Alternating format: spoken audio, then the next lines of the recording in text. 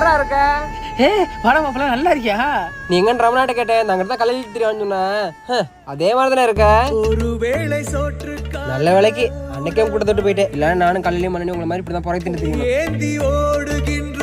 என்ன பாத்தியா, மாசம் 5000 சம்பாதிக்கிறேன். 8வது மாடியில ஏசி ரூம்ல வேலை. நீ என்னடா கல்யாணம் தெரியுற?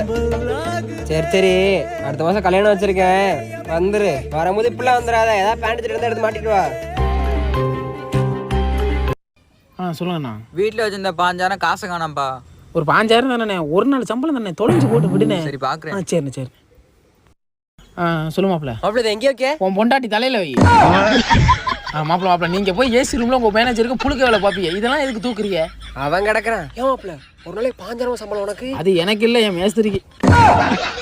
என்ன சொல்லுவேன், என் உள்ளம் தாங்கல, வாங்குனேன்.